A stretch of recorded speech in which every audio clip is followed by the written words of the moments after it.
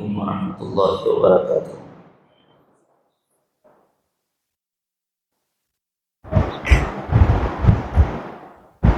الحمد للہ نحمده ونستعینه ونستغفره ونستهدیه ونؤمن به ونتوب الیہ ونتوکل علیہ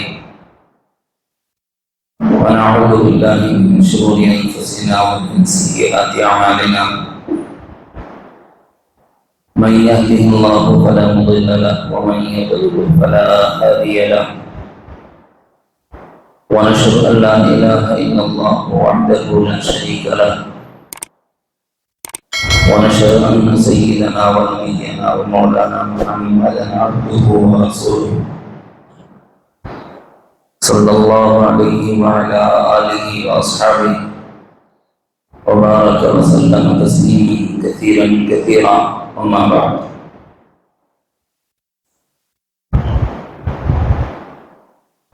اعوذ بالله من الشيطان الرجيم، بسم الله الرحمن الرحيم. قد أفلح من زكاها، وقال تبارك وتعالى: ما ينطق من قول إلا لديه رقيب عتيد.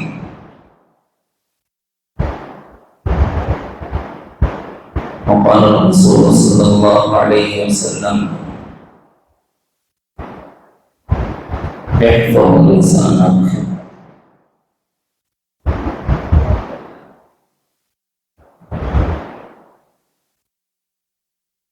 برادران اسلام،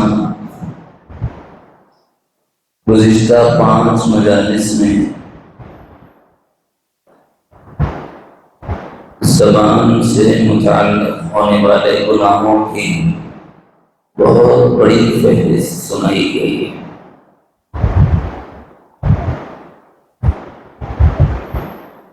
آج تھوڑی ترتیب بدلتے ہیں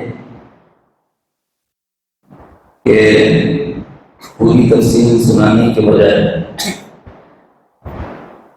نیا موضوع سنا دیتے ہیں سیدھے۔ اگر کسی ساتھی کو پرانے موضوع سے متعلق بات معلوم کرنی ہے، بہت آسان ہے۔ فیضان کمال نام سے یوٹیوب چینل بنا دیا ساتھیوں نے، اس میں part 1، part 2، part 3، part 4، part 5 اس میں تفصیل موجود ہے، وہاں ملاحظہ فرمانا ہے۔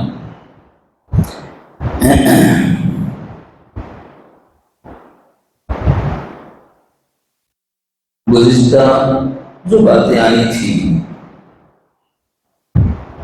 وہ یہ کہ آدمی غیبت نہ کرے، اور غیبت کا تعلق زبان سے۔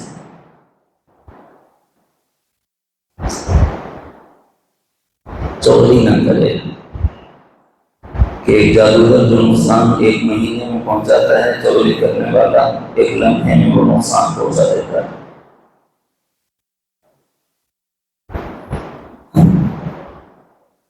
علم دین کو دنیا کے لیے نہ سیکھے۔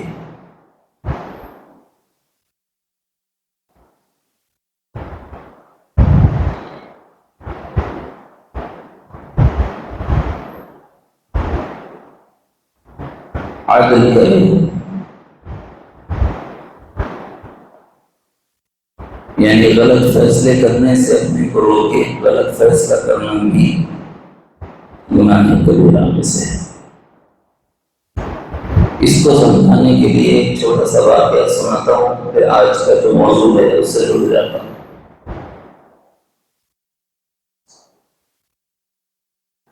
ایک مرتبہ، بلکہ عادت تھی یہود کی، نصارہ کی، قرآن مجید میں جو احکام ہیں ویسے ہی احکام کتب سماویہ سابقہ میں بھی تھے، مثلاً توریت میں، زبور میں، انجیل۔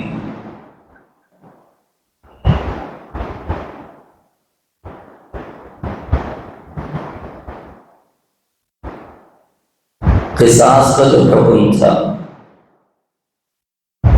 جیسے کسی نے کسی کی آنکھ پھوڑ دی، کسی نے کسی کا دانت توڑ دیا، کسی نے کسی کا کان کاٹ دیا،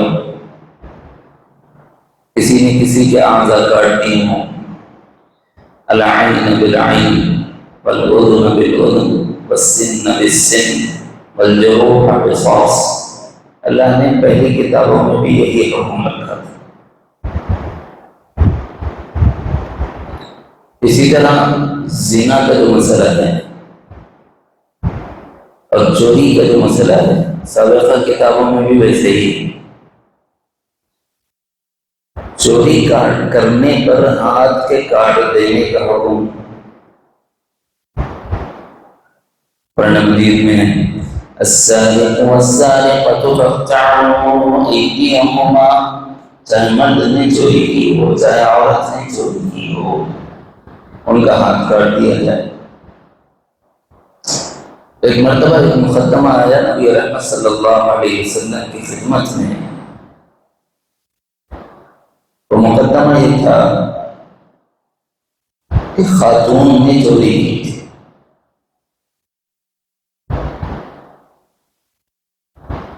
نبی رحمت صلی اللہ علیہ وسلم نے اعراض فرمایا، پلٹ گئے۔ یہ واقعہ ایک شخص کے ساتھ بھی منقول ہے، فاطمہ نام کی ایک خاتون کے ساتھ بھی منقول ہے۔ جب بھی کوئی سزا دینے کا مسئلہ ہوتا تھا تو اتمام حجت تک نبی علیہ السلام صرف نظر فرماتے تھے تاکہ امت سزا سے بچے۔ اس کا ایک طریقہ یہ ہوتا تھا کہ سامنے سے ہٹا دو، شاید اللہ تعالیٰ اس کی توبہ قبول کر لے۔ لیکن صحابہ بھی بڑے عجیب تھے، وہ اللہ رب العزت کے سامنے پاک جانا چاہتے تھے، ناپاکی کا کوئی دھبا اپنے ساتھ لے جانا نہیں چاہتے تھے۔ انہوں نے کہا کہ رسول اللہ ہم سے غلطی ہوئی، ہمیں پاک فرما دیجیے۔ صحابی کے قصے میں لکھا ہے کہ جب نبی علیہ السلام ان کا ہاتھ کاٹنے کا حکم جاری فرمایا تو بے قراری کے عالم میں مسجد میں ٹہلنے لگے، کیوں میرے امتی کا ہاتھ کٹ رہا ہے؟ ذرا سوچو اگر امتی جہنم میں جلے گا تو سرکار دو عالم صلی اللہ علیہ وسلم کو کتنی تکلیف ہوگی۔ تو اس کے ہاتھ کے کٹنے پر وہ بے قرار ہوتے ہیں اور ریاض الجنہ میں ٹہلتے رہتے ہیں تاوقت کہ وہ حد جاری نہ ہو جائے اور وہ فیض سے پورا نہ ہو جائے اور اگر امتی پاک نہ ہو جائے، پھر بھی امتی کے لیے اتنی طرف کہ بے قراری کے عالم میں ٹہلے جا رہے ہیں۔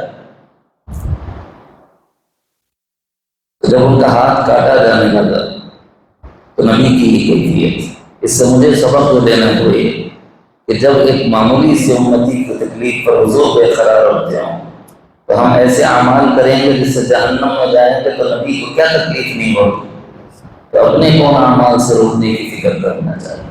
اس کا نام ہے تزکیہ۔ فاطمہ نامی خاتون جو ہیں ان کے بارے میں آتا ہے کہ نبی علیہ السلام کے پاس آئی اور حضور نے فیصلہ فرما دیا کہ حد جاری کر دی جائے۔ حد جاری کرنے کا مطلب ہاتھ کاٹ دیا جائے۔ تو اس قبیلے کے جس قبیلے کی خاتون تھیں، سرداروں نے اور رؤساء نے مل کر حضرت حذیفہ رضی اللہ عنہ کو غالباً اپنا نمائندہ بنا کر حضور علیہ السلام کی خدمت میں بھیجا۔ کیوں کہا کہ یا رسول اللہ صلی اللہ علیہ وسلم خاتون ہیں، تھوڑی رعایت کر دی جائے، سردار کی بیٹی ہیں، اس کا ہاتھ کٹ جائے گا تو پوری سرداری رسوا ہو جائے گی، سرداروں کا نام خراب ہو جائے گا۔ تو شریعت مطہرہ کی حفاظت اور عدل انصاف، حضور علیہ السلام کا ایسا وصف تھا کہ نبی علیہ السلام نے فرمایا کہ چپ رہو، اگر فاطمہ بنت محمد نے بھی یہ کام کیا ہوتا تو محمد اس کے لیے وہی سزا تجویز کرتا جو اس فاطمہ کے لیے، یعنی شریعت میں کوئی تغیر نہیں ہو سکتا، کوئی تبدیلی نہیں ہو سکتی، عدل تو برابر ہو کر رہے گا۔ فیصلے جب کریں گے تو زبان نہیں دبائی جائے گی، حق بات کرنی پڑے، فیصلہ سنانا پڑے، حد جاری کرنی پڑے، تو اپنوں کے ساتھ رعایت اور پرایوں کے ساتھ برا سلوک ایسا نہیں کیا جائے. دونوں کے درمیان اعتدال قائم رکھنا، عدل قائم رکھنا، یہ تقاضا ہے شریعت مطہرہ. چونکہ فیصلہ جو قاضی جو ہوتا ہے، حاکم جو ہوتا ہے، وہ زبان سے دیتا ہے، تو اس لیے یہ خصوص حاکم کے لیے ہے کہ فیصلہ دیتے ہوئے عدل کا دامن نہ چھوڑے.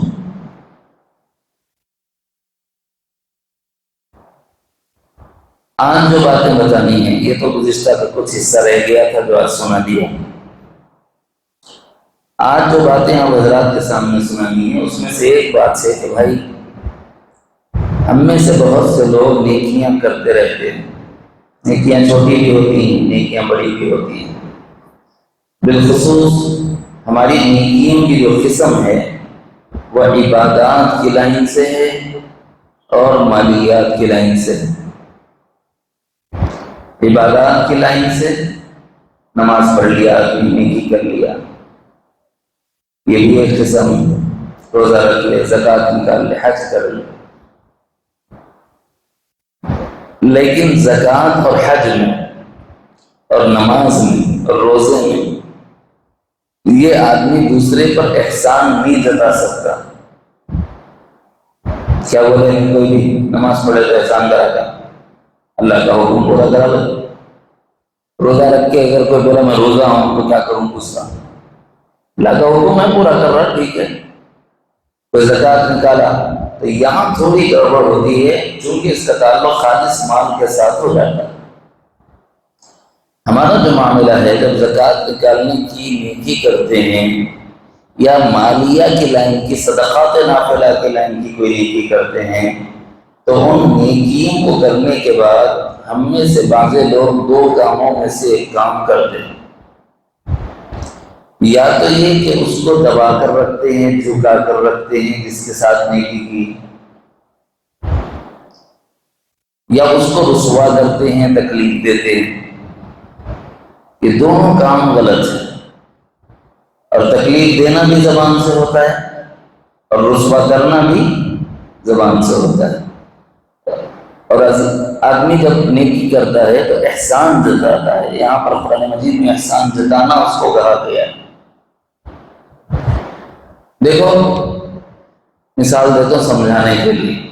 مجھے میری دادی نے سکھایا، پڑھا بہت ہے لیکن کچھ چیزیں کچھ چیزیں ایسوں سے سیکھنے کو مل جاتی ہیں جو بھول ہی نہیں جاتی.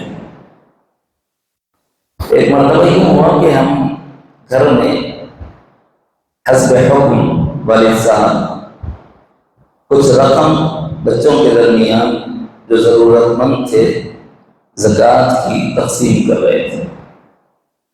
تقسیم کرنے کے بعد میں ہم نے ان سے کہا کہ بیٹے تھوڑا جھاڑو مار دینا، کیونکہ ہمارے پاس جو آنے والے ہوتے ہیں اکثر مریدین ہوتے ہیں، منتسبین ہوتے ہیں.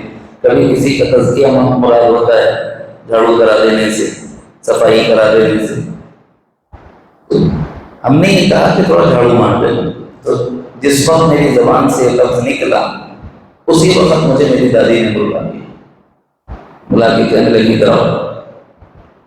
جی فرمائی کہ آپ نے جس کو کام دیا ہے اس کو زکوٰۃ بھی دی؟ میں نے کہا ہاں دی ہے، وہ ضرورت مند ہے. فرمایا کہ پھر اس کو کام کیوں دیا؟ میں نے کہا کام تو روز دیتا ہوں. فرمایا نہیں، آج اگر کام لو گے تو اس کی قیمت الگ دو گے، اس کی قیمت الگ دو گے. میں نے کہا یہ تو میں روز دیتا ہوں. یعنی یہ لوگ روز آتے ہیں، ذاکرین میں سے ہیں، روزانہ ہمارا خدمت میں رہتے ہیں، روزانہ پوچھ کر خدمت کرتے ہیں. چونکہ روز کا معمول ہے تو میں نے معمول کے مطابق بتایا. فرمایا آج چونکہ زکوٰۃ دی ہے، اگر اللہ نے یہ کہا کہ تم نے اس سے خدمت لے لی ہے، اس کا معاوضہ ہو گیا، ابھی تمہاری زکوٰۃ ادا نہیں ہوئی تو کیا کرو؟ تو کبھی تکلیف ایسے دے دی جاتی ہے کسی کو مال دے کر. مثلا کوئی گھر میں کام کرنے والی، ہم نے اس کو مال دے دیا. اب اس کے بعد بولے ذرا برتن تو لے کے جاؤ، بولتے نہیں بولتے؟ دبایا کہ نہیں دبایا؟ کیوں دبایا؟ زکوٰۃ لیے ہوئے ہے تو مجبوری کو کرے گی. فرمایا کہ پھر تمہاری زکات نہیں ادا ہوئی۔ زکات ادا ہونے کے لیے کام جب اس نے کر لیا، جب وہ جانے لگے، وہ آپ کے معمول کی ڈیوٹی کر چکی ہے اور جا رہی ہے، پھر آپ اس کو بلائیں، اس کی زکات ادا کریں، پھر اس کو بھیج دیں، اس سے کوئی کام نہ لیں۔ اس کے بعد بھی کوئی اضافی کام لیا تو اس کی قیمت دیں، ورنہ آپ کی زکات خطرے میں ہے۔ نزاکت سمجھ آ رہی ہے؟ بعض لوگ تکلیف دیتے ہیں اس اعتبار سے کہ کسی کو اپنا صدقہ دیتے ہیں تو دبا کر رکھتے ہیں، جھکا کر رکھتے ہیں، فرما بردار بنا کر رکھتے ہیں۔ کیوں صاحب؟ تھوڑی میں مدد کر دیتا ہوں، اس واسطے میرے سامنے اس کی ایک نہیں چلتی، تو آپ کا کمال تھوڑی ہے، آپ نے اپنی نیکی کو ضائع کر لیا۔ ایک دوسرے زاویے میں سمجھیں، احسان جتلانا کیا ہے؟ کبھی کبھی میں ہوتا ہے کہ کسی آدمی کو آپ نے پیسے دے دیے، پیسے دینے کے بعد آپ نے اس کو کوئی کام بولا، اس نے کہا میں ذرا مصروف ہوں، بعد میں کر لیتا ہوں، تو یہ آپ کا تیوریاں چڑھ جاتی ہیں، پریشانی پہ بلا جاتے ہیں، بھول گیا احسان فراموش۔ کیا مطلب؟ میں تیرے ساتھ جو سلوک کرا تھا تیرے کو یاد نہیں ہے؟ تیرے کو پیسے دیا میں نے، تو کیا بتانا چاہتے ہیں آپ اس سے؟ آپ یہ بتانا چاہتے ہیں کہ آپ نے احسان کیا ہے، تو آپ نے نیکی کہاں کی؟ اپنی اس مالی نیکی کو آپ نے احسان جتا کر ضائع کر دیا، یا آپ نے تکلیف دے کر مال خرچ کرنے کے باوجود کسی کو تکلیف دی اور اپنی نیکی کو ضائع کر دیا۔ ایسا نہ کریں، اور یہ کرنا زبان سے ہوتا ہے، احسان جتلانا اور تکلیف دینا زبان سے ہوتا ہے۔ اللہ تعالیٰ قرآن مجید میں فرماتے ہیں یا ایھا الذین آمنوا لا تبطلوا صدقاتکم بالمن والأذى، ایمان والو اپنی نیکیوں کو احسان جتا کر برباد مت کرو اور تکلیف دے کر ضائع مت کرو۔ اگر کسی نے احسان جتایا یا تکلیف دیا مال خرچ کر کے، تو وہ تو ایسا ہے کالذی ينفق ماله رئاء الناس، ویسے جیسے ریا کرنے والا، دکھاوا کرنے والا ہے۔ دکھاوا کرنے والے کو کوئی اجر دیا جائے گا؟ جس آدمی کی نماز میں ریا وہ قبول ہوگی، تو پھر جس آدمی کے صدقے میں ریا وہ قبول ہوگا۔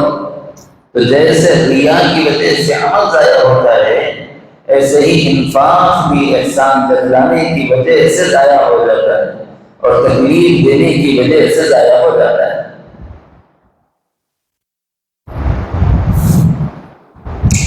یہ دراصل ہوتا کیوں ہے؟ یہ بات قابل توجہ ہے۔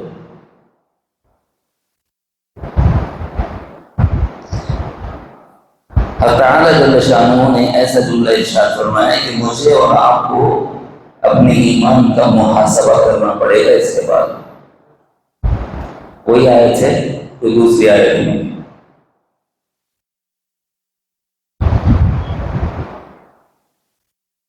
وَلَا يُؤْمِنُ بِاللَّهِ وَالْيَوْمِ الْآخِرِ، یہ دراصل اس نے جو احسان جتایا نا، یہ تو دنیا کے کام نکالنے کے لیے ہے، اس کو اللہ پہ ایمان ہی کہاں ہے؟ اس نے نیکی اللہ کے لیے کی ہے، اور یہ آخرت پر یقین کہاں رکھتا ہے؟ کہ ایمان والا تو آخرت پر یقین رکھتا ہے اور آخرت میں اللہ سے اجر کی امید رکھتا ہے۔ دنیا میں احسان جتا کر اسے آخرت میں کچھ ملنے والا ہے ہی نہیں، پھر بھی اس کے باوجود کوئی آدمی نیکی کر کے جتلائے تو اس کا مطلب ہے کہ وہ اپنے ایمان میں کمال کو نہیں پہنچا، اور آخرت پر ایمان رکھنے کے معاملے میں تو وہ صفر پر ہے۔ وہ جانتا ہی نہیں ہے کہ دنیا اجر کی جگہ نہیں ہے، دنیا تو عمل کی جگہ، اجر کی جگہ آخرت۔ اس لیے فرمایا لا یؤمن باللہ والیوم الآخر۔ پھر مزید اس پر تاکید فرمائی فَمَثَلُهُ كَمَثَلِ صَفْوَانٍ عَلَيْهِ تُرَابٌ۔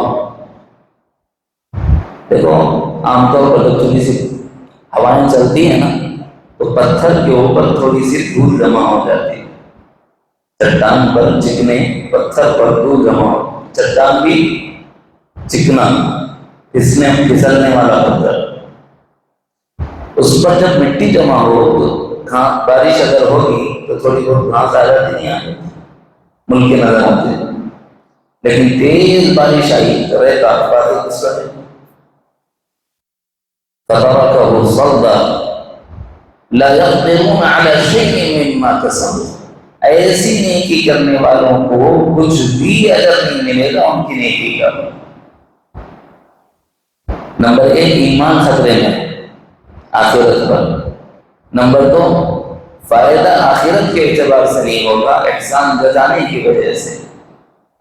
نمبر تین، مجھے اور آپ کو ایمان کے کمال تک پہنچنا ہے، تو پھر اپنی نیکیوں میں، وہ نیکی چاہے خدمت کی ہو، وہ نیکی چاہے مالی قربانیوں کی ہو، انفاق فی سبیل اللہ کی ہو، وہ نیکی زکاتوں کے نکالنے کے، فرض کے ادا کرنے کی ہو، اس معاملے میں مجھے اور آپ کو محتاط رہتے ہوئے احسان جتلانے سے بچانے کی، تاکہ ہم آخرت میں اس کا بھرپور اجر پا سکیں۔ بلکہ اس سے کٹھن جملہ اللہ نے ارشاد فرمایا، ایسا شخص اندیشہ ہے کہ ہدایت سے محروم کر دیا جائے گا۔ احسان جتلانے والا اللہ کو اتنا ناپسند ہے۔ اللہ لا یہدی القوم الکافرین، احسان جتلانے والا ایسا ناشکرا ہے، منعم حقیقی کو نہیں پہچانتا، انعام ربانی کو نہیں جانتا، قبض و بسط اس کے ہاتھ میں ہے، اس کو اندازہ نہیں۔ واللہ یقبض و یبسط، اللہ جس کے لیے چاہتے ہیں تنگیاں کرتے ہیں، جس کے لیے چاہتے ہیں کشادگیاں کرتے ہیں۔ یہ تو میرے رب کا کرم ہے کہ اس نے میرے لیے کشادگی کر دی ہے، پھر میں اگر یہ کسی کے لیے کر رہا ہوں، کسی کو کر رہا ہوں، میرے رب کے لیے کر رہا ہوں، یہ یقین ہونا چاہیے۔ اگر دنیا میں احسان جتلانے کے لیے کرے تو پھر ایمان والا ہے، تو منعم کو نہیں پہچاننے کی وجہ سے ناشکرا کہلایا۔ کفر جو ہے نا، دو معنوں میں بولا گیا، لئن شکرتم لازیدنکم ولئن کفرتم، یہاں کفرتم کا لفظ ناشکری کے لیے ہے۔ ویسے ہی منعم کو نہیں پہچاننا انتہائی بڑی ناشکری ہے، تم نہیں جانتے اس احسان، اس ادا کرنے والے منعم کو، اس وجہ سے تم جو صدقہ دیتے ہو اس کے بدلے میں دنیا ہی میں اجر لے لیتے، دنیا ہی کے اندر اس سے فائدہ اٹھا لیتے ہو، آخرت کے اجر کی تمہیں کوئی یقین ہی نہیں، اور آخرت کے اجر کی کوئی فکر ہی نہیں۔ تو اللہ تعالیٰ کو ہماری کیا فکر ہوگی؟ ہم جب اس مومن کے انعام کو نہیں پہچانیں گے، ناشکری کریں گے، تو وہ ہدایت کیوں دے گا؟ لا یہدی القوم الکافرین، یہ سخت ترین جملے کہے گئے ہیں احسان جتلانے والوں کے۔ اس لیے بھائی ایسی برائی سے اپنے کو بچائیے۔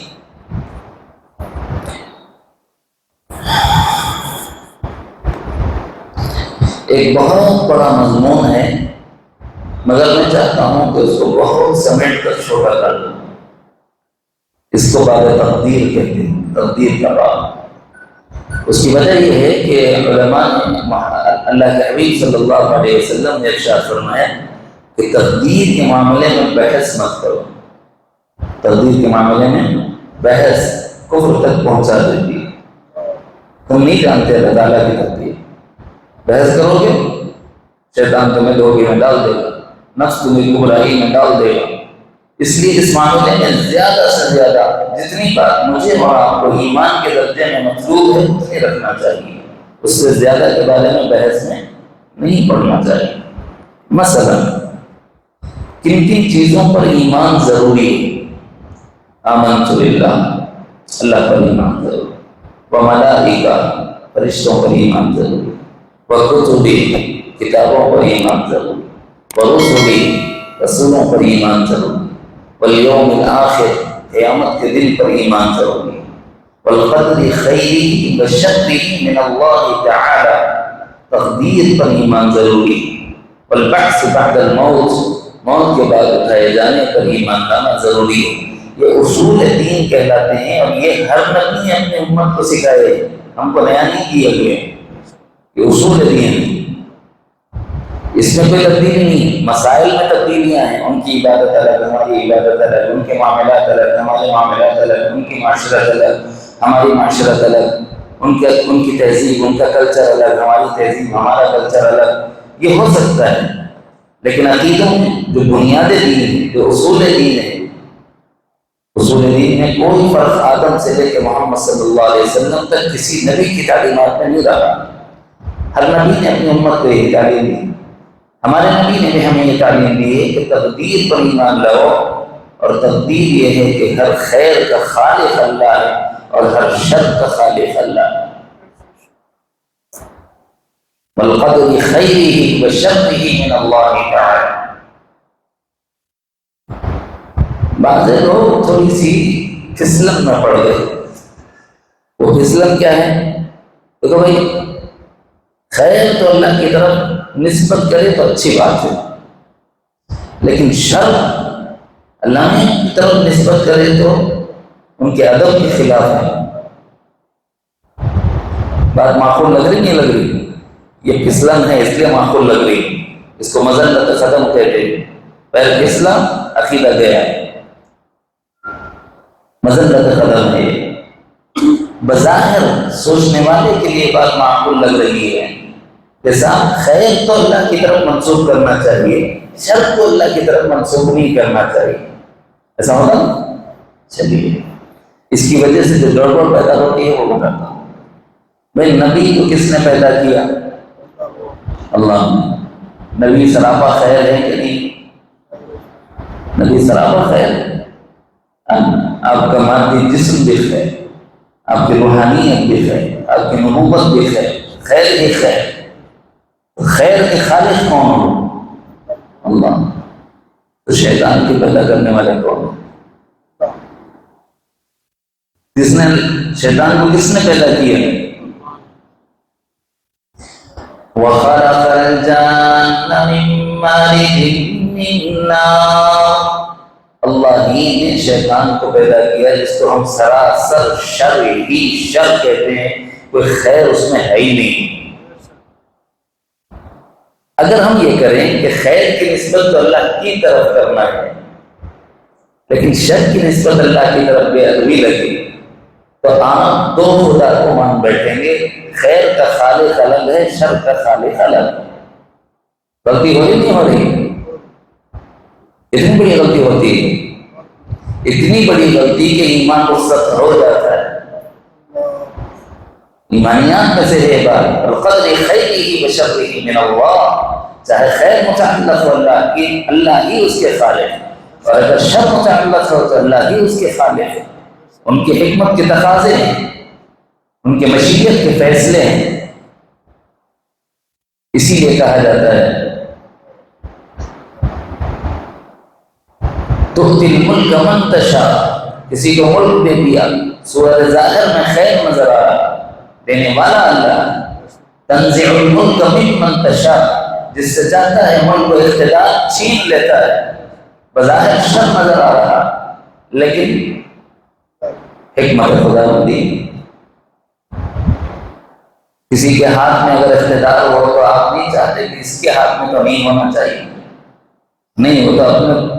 اپنے ملک کو دیکھ لو، رہنا بول کے کون چاہ رہے بھائی؟ اوپر والا سب چاہ رہے نہیں چاہ رہے، ان ہو سکتی تو اچھا ہے۔ وہ یہ حکمت ہے اللہ تعالیٰ کی، جس کو چاہتے ہیں اقتدار پر فائز کر دیتے ہیں۔ یہ حکمت ہے اللہ کی، جس کو چاہتے ہیں اقتدار، جس سے چاہتے ہیں اقتدار کو چھین لیتے ہیں۔ بظاہر صورت ظاہر میں اقتدار کا دینا خیر ہے، لیکن اگر وہ اقتدار ملنے کے بعد میں اللہ کا نافرمان بن گیا تو ابھی خیر ہوا کہ شر ہوا؟ اقتدار ملنے کے بعد لوگوں کو قتل کرنے لگے، ظلم کرنے لگے تو شر ہوا کہ خیر ہوا؟ صورت الگ ہوتی ہے، بعد میں اس کی حقیقت الگ ہو جاتی ہے۔ پھر ایسوں کو نکالنا ضروری ہوتا ہے، اعتدال پر لانا ضروری ہوتا ہے۔ تِلْكَ الْأَيَّامُ دَاوِلُهَا بَيْنَ النَّاسِ، اس لیے اللہ تعالیٰ کی یہ گھڑی چلتے رہتی ہے، کبھی اس میں اقتدار دیتے ہیں، جب دیکھتے ہیں کہ یہ ہاتھ سے نکل رہا ہے اس کو اتار دیتے ہیں، دوسرے کو بٹھا دیتے ہیں۔ یہ قاعدہ ہے اللہ تعالیٰ، وہ ہمیشہ نظر آ رہا لیکن حکمت ہے اس کی، مشیت و مصلحت ہے اس کی۔ عزت کس کے ہاتھ میں ہے؟ ذلت کس کے ہاتھ میں ہوگی؟ اگر ہم یہ کہیں کہ خیر کی نسبت اللہ کی طرف کرنا چاہیے، اگر شر کی نسبت اللہ کی طرف کریں تو سوء ادبی، بے ادبی ہے، تو پھر آپ یہ ماننے پر تیار ہیں کہ عزت کا دینے والا اللہ الگ ہے اور ذلت کو پیدا کرنے والا کوئی اور ہے۔ شرک ہوگا کہ نہیں ہوگا؟ دو خداؤں کو مانو گے تو شرک ہو جائے گا، اسی لیے نہیں مان سکتے۔ اللہ نے فرمایا ہے وَتُعِزُّ مَن تَشَاءُ وَتُذِلُّ مَن تَشَاءُ بِيَدِكَ الْخَيْرُ إِنَّكَ عَلَىٰ كُلِّ شَيْءٍ قَدِيرٌ۔ عزت بھی اس کے ہاتھ میں، ذلت بھی اس کے ہاتھ میں، وہ ہر چیز پہ قادر ہے۔ إِنَّا كُلَّ شَيْءٍ خَلَقْنَاهُ بِقَدَرٍ، ہر چیز اس نے ایک اندازے کے مطابق بنا رکھی۔ خیر بھی اس نے اندازے کے مطابق بنایا ہے کہ کتنا ملنا ہے، کب ملنا ہے، کس کو ملنا ہے، کہاں ملنا ہے، کیسے ملنا ہے، کن واسطوں اور ذرائع سے ملنا ہے۔ شر بھی پیدا تو اس نے کیا ہے، لیکن اس کی حکمت یہ ہے اگر وہ شر نہ پیدا کرتا تو ہم خیر کو نہیں پہچان سکتے، کیونکہ اصول ہے تعرف الاشیاء بأصحابها، چیزیں اپنی ضد سے پہچانی جاتی ہیں۔ رات نہ ہو دن نہیں پہچانا جا سکتا، دن نہ ہو رات نہیں جانی جا سکتی، سکون نہ ہو مصیبت کا اندازہ نہیں ہو سکتا، مصیبت نہ ہو تو سکون کیا ہے پتہ نہیں چلتا تھا، ذلت نہ ہو تو عزت کیا ہے اندازہ نہیں ہوتا۔ تو اللہ تعالیٰ کے انعامات کو کیسے جانتے؟ اس لیے اللہ تعالیٰ نے پیدا کیا دونوں چیزوں کو، سراپا خیر کو بھی وجود انہوں نے عطا فرمایا اور سراپا شر کو بھی وجود انہوں نے عطا فرمایا۔ البتہ تم جیسا عمل کرتے ہو، چونکہ ہر چیز اپنے قاعدے کے مطابق اندازے کے ساتھ بنائی گئی ہے، تو پھر تمہارے ساتھ وہ جڑتی چلی جائے۔ نہیں سمجھ میں آیا؟ ڈاکٹر صاحب کو جلدی سمجھ میں آئے گا، دوسروں کو ذرا دیر سے سمجھ میں آئے گا۔ کھانا خیر ہے کہ شر ہے؟ خیر ہے نا بھائی، کھانا تو خیر ہے، بھوک لگی تو آدمی کھانا کھاتا ہے، لیکن اگر آج بریانی بڑے مزے کی ہے کہ 3 پلیٹ زیادہ کھا گیا، اب یہ اس کی بریانی اس کے لیے خیر بنی کہ شر بن گئی؟ حق تعالی ہر چیز کے ساتھ خیر کو لگائے ہوئے ہیں، لیکن کبھی کبھی تمہارا عمل ایسا ہو جاتا ہے کہ خیر میں سے شر تمہارے ساتھ جڑ جاتا ہے۔ اسی لیے اللہ نے فرمایا لَهَا مَا كَسَبَتْ وَعَلَيْهَا مَا اكْتَسَبَتْ، جو تم کرتے ہو نا ان کرتوتوں کے نتیجے تمہارے ساتھ متعلق ہوتے ہیں۔ ظَهَرَ الْفَسَادُ فِي الْبَرِّ وَالْبَحْرِ بِمَا كَسَبَتْ أَيْدِي النَّاسِ، زمین میں خشکی اور تری میں جو فساد تمہیں نظر آتا ہے وہ تمہارے کرتوتوں کا نتیجہ ہوتا ہے۔ خالق تو اللہ ہے، یہ یقین رکھنا، اور اس میں شک کرنے والا تقدیر کو جھٹلانے والا کہلاتا ہے۔ تو یہ شک کرے گی اگرچہ کہ وہ اپنی جگہ درست سوچ رہا ہو کہ شر کی نسبت اللہ کی طرف بے ادبی ہے، لیکن بھائی تم شرک کر بیٹھے ہو، اس سے تو بچو۔ بے ادبی کا گناہ تو معاف ہو سکتا ہوگا، لیکن شرک کا گناہ معاف نہیں ہو سکتا۔ ان اللہ لا یغفر ان یشرک بہ ویغفر ما دون ذلک لمن یشاء۔ تو تقدیر کو جھٹلانا کس سے ہوتا ہے؟ زبان سے ہوتا ہے۔ اس لیے فرمایا جرمہ صغیر جرمہ کبیر، چھوٹا گوشت کا لفڑا ہے لیکن اس کے جرائم بہت بڑے ہیں، شرک تک لے جائیں گے، کفر تک لے جائیں گے، ظلم تک لے جائیں گے، منافقت تک لے جائیں گے۔ بچو اس کو، تھامو اس کو، احفظ لسانک، اپنی زبان کو قابو میں رکھو۔ ما یلفظ من قول الا لدیہ رقیب عتید، تم کوئی زبان سے جملہ نہیں نکالتے لیکن ہر جملہ تمہارا محفوظ کیا جاتا ہے، لکھنے والے دائیں بائیں موجود ہیں، خیر نکلا تو لکھا جائے گا، شر نکلا تو لکھا جائے گا، اور قیامت کا میدان ہوگا تمہیں دیکھنا پڑے گا، اور دیکھ لو گے اپنی آنکھوں سے۔ فَمَن يَعْمَلْ مِثْقَالَ ذَرَّةٍ خَيْرًا يَرَهُ وَمَن يَعْمَلْ مِثْقَالَ ذَرَّةٍ شَرًّا يَرَهُ۔ ذرہ برابر بھی نیکی کا لفظ بھی زبان سے نکلا یہ لکھ رہا نا وہ بتا دے، اور یہ لکھ رہا نا ذرہ برابر بھی تو غلط لفظ نکلا تو وہ بتلا دے، اور یہ غلط نہیں بتلائے گا کیونکہ ان پر نگران اللہ ہے۔ تو دوسرا سبق آج کا سبق کیا ہے؟ نمبر 1، گزشتہ کا آخری حصہ عدل، زبان سے غلط فیصلے نہ کرے، اور آج کا احسان نہ جتلانا، دوسرا سبق تکلیف نہ دینا، تیسرا سبق، چوتھا سبق تقدیر کو نہ جھٹلانا۔ اس کی آخری وعید سنا کر آگے چلا۔ یکون فی آخر الزمن قوم یکذبون بالقدر الا اولئک مجوز هذه الامہ۔ نبی رحمت صلی اللہ علیہ وسلم نے خبر دی ہے کہ ایک زمانہ آئے گا قیامت سے قریب، یکون فی آخر الزمن قوم، ایک ایسی قوم ہوگی، یعنی ایک آدھ فرد سے غلطی نہیں ہوگی، پوری کی پوری قوم مبتلا ہوگی اس میں، یکذبون بالقدر، اور تقدیر کو جھٹلائے گی۔ فرقہ قدریہ اسی میں سے، فرقہ جبریہ اسی میں سے، عصر حاضر میں ادب کے دائرے میں آ کر بھی شرک میں مبتلا ہونے والے وہ بھی اسی میں سے۔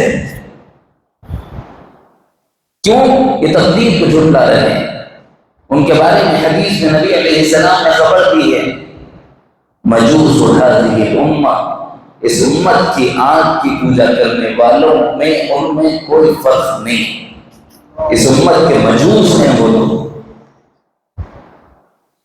اس امت کے نیک لوگوں کو کیا تعلیم دی گئی معلوم ہے؟ کتنا اللہ تعالیٰ سے لعنت زدہ ہوگا وہ شخص جو تقدیر کا جھٹلانے والا ہو۔ نبی علیہ السلام جیسی مشفق ذات یہ کہتی ہے، فَإِن مَرَضُوا فَلَا تَعُدُّوهُمْ، اگر وہ بیمار ہو جائیں تو تم ان کی عیادت نہ کرنا، وَإِن مَاتُوا فَلَا تَشْهَدُوهُمْ، اور اگر وہ مر جائیں تو تم ان کی ایمان کی گواہی نہ دینا۔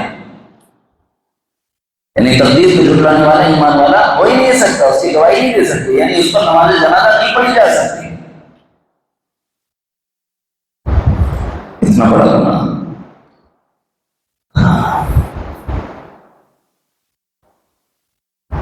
ایک اور بات بتاتا ہوں، 2 ارادے تھے لیکن آخری کا بعد میں بتاتا ہوں آئندہ مجلس میں۔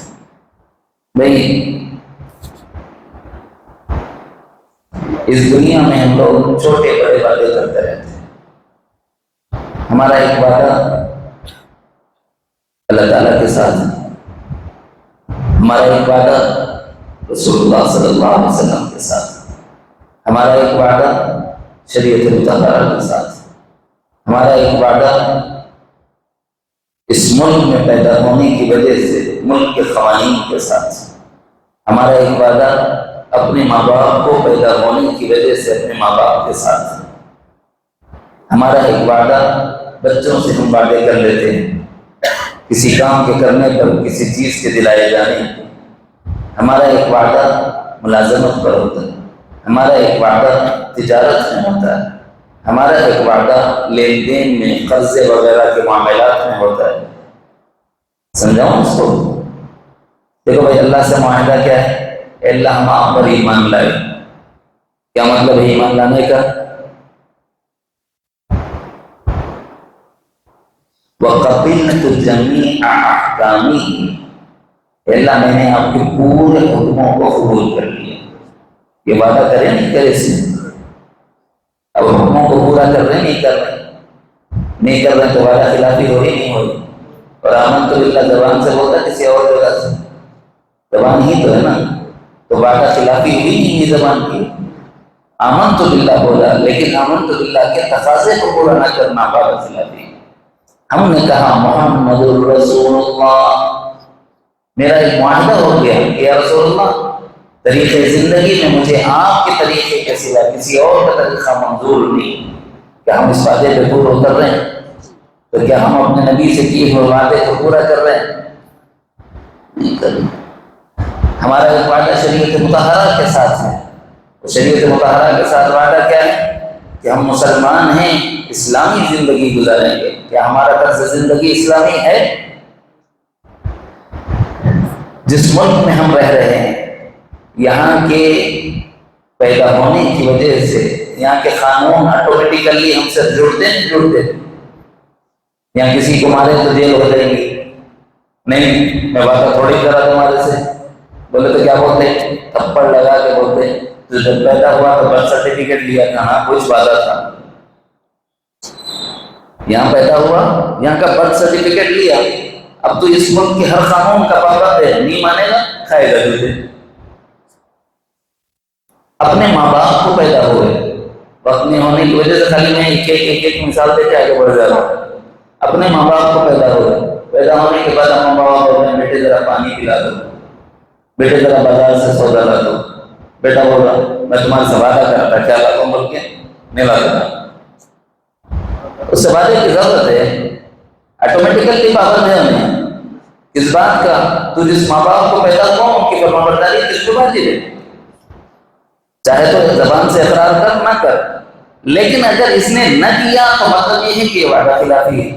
کچھ عملی وعدہ خلافی ہے, کچھ لسانی وعدہ خلافی ہے. یہاں عملی وعدہ خلافی کہلائے گی ملک کے ساتھ, عملی وعدہ خلافی کہلائے گی ماں باپ کے ساتھ. اور کچھ وعدے ہم بچوں سے کرتے ہیں. تم ایگزام میں اچھا پاس ہو گئے تو سائیکل دلا دیتے ہو, اس کے بعد میں سائیکل دلانے کی باری آئی تو اس کو ٹال دے رہے. وعدہ خلافی ہوگی کہ نہیں ہوگی؟ ایسا ہوتا ہے بات.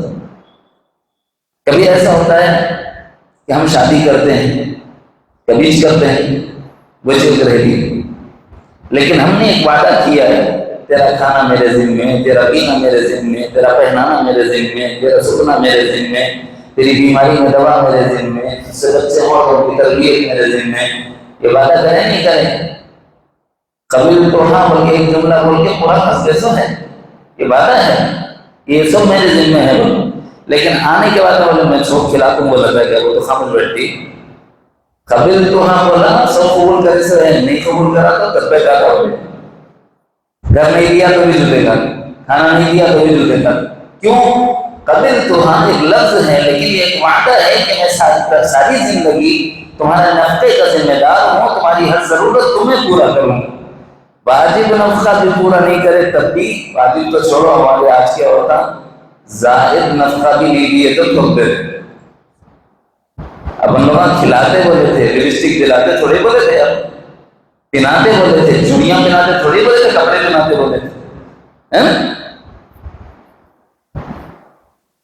بیمار ہوگی تو علاج کراتے بولے تھے, اس کے بعد بیڈ ریسٹ تھوڑی کراتے بولے تھے. اگر ہم واجب پر آ جائیں گے وہ زائد پر بھی لائیں گے. ہم یہ تیرے ذمہ ہے تو یہ بھی اس کا جز ہے, ماننا پڑے گا. نہیں مانے گا تو پھر بیوی کو گیرش نہیں کرتا بول کے حق نہیں دے رہا میرا بول کے مقدمہ ڈالتا. یہ وہ زمانہ ہے نفقہ نہیں دے رہا بول کے میری ضرورتیں پوری نہیں ہو رہی. میرا کاجل نہیں آ رہا, میرا لپسٹک نہیں آ رہا, میرا شیمپو نہیں آ رہا, میرا پاؤڈر نہیں آ رہا.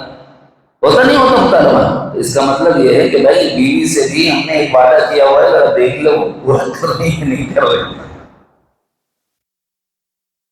لین دین کا معاملہ ہے, کسی سے قرض لے رہے تو بول رہے ہیں اچھا بہت سخت ضرورت ہے 1000 روپے دو, 2 دن تک دے رہا ہوں. 2 دن چھوڑو 20 دن ہو گیا انہیں دکھتا ہی نہیں. اس کے بعد گھڑیال کرنے لکھا تو السلام علیکم پڑھو, کٹ مار کے نکل جانا. ارے کیا ہوا ہے بھائی, دوسرا کام تھا اس لیے چلے گیا, ویسا کیا پیسے 2 دن میں دیتا ہوں. ہنسنا شروع. ارے ہنسنا کے پورے بھائی میں قرضہ ہنسنا لیا تھا, منگنے آئے تھا ہنسنا ہے. ایسا ہو رہا نہیں ہو رہا ہے. کتنی چیزیں ایسی ہیں جس کے بارے میں انہوں نے وعدہ کیا ہے, اشیاء کے بارے میں وعدے ہیں, مالوں کے بارے میں وعدے ہیں, لیکن ہم معاہدات کو اور وعدوں کو پورا نہیں کرتے. تو کیا ہمارا یہ گمان ہے کہ ہم چھوٹ جائیں گے؟ کسی بھی معاملے میں ہم نے وعدہ کیا ہو یا وہ وعدہ ہم سے متعلق ہو گیا ہو پیدا ہونے کی وجہ سے, اگر ہم نے اس وعدے کو پورا نہیں کیا تو ہم وعدہ خلافی کرنے والے, عہد شکنی کرنے والے کہلاتے ہیں, بے وفا کہلاتے ہیں. اور وعدہ وفا کرنے والے, وعدہ پورا کرنے والے وفادار کہلاتے ہیں. یہ قرآن کی زبان سنا رہا ہوں. وَأَوْفُوا بِالْعَهْدِ ان العهد كان مسئولا، تم جو معاہدات کرتے ہو، جو وعدے کرتے ہو، اس کی پاسداری کرو، اس کو وفا کرو، بے وفائی نہ کرو۔ کسی نے اگر تمہارے ساتھ حسن سلوک کیا، تمہاری ضرورتوں پر تمہاری چیزوں کو فراہم کیا، تو جتنی مدت میں دینے کا وعدہ کیا ہے اسے لے جا کر کے دے دو، اور اگر نہیں دیتے تو تم وعدہ خلافی کرنے والے مجرم ہو، اتنے بڑے مجرم ہو کہ اگر وعدہ وفا نہیں کرو گے تو سیدھے اللہ کی ناراضگی متعلق ہو جائے گی، اللہ ناراض ہو جائے گا۔ تو آج جو باتیں بتائی گئی اس میں سے ایک بات یہ ہے کہ وعدہ خلافی نہ کریں۔ ہمارے بہت سے وعدے ہیں، چونکہ ہم وعدوں کے اجزاء سے واقف نہیں ہیں، اس لیے میں نے کچھ نام گنا دیے، جیسے مثال کے طور پہ اللہ سے وعدہ آمنت باللہ میں، رسول سے وعدہ محمد رسول اللہ میں، ایمان مجمل و ایمان مفصل کے ذریعے سے وعدہ اسلامیات کے معاملے میں، اسی طرح نکاح کے موقع سے بیوی کے ساتھ وعدہ، بچوں کے ساتھ جو وعدہ کرتے ہیں، تجارت میں جو وعدہ کرتے ہیں، ملازمت میں جو وعدہ کرتے ہیں، لین دین میں، قرضوں کے لین دین میں جو وعدہ کرتے ہیں، یہ وعدے ہوتے ہیں۔ اور پھر جس ملک میں پیدا ہو آٹومیٹیکلی عملی طور پر ایک وعدہ ہو جاتا ہے، جس ماں باپ کو پیدا ہو عملی ایک وعدہ ہو جاتا ہے۔ ان وعدوں کا پاس کرنا، اس کی خلاف ورزی نہ کرنا، اگر جس میں سے کسی کی خلاف ورزی ہوئی تو ہم سب اللہ کے دربار میں مجرم بنیں گے۔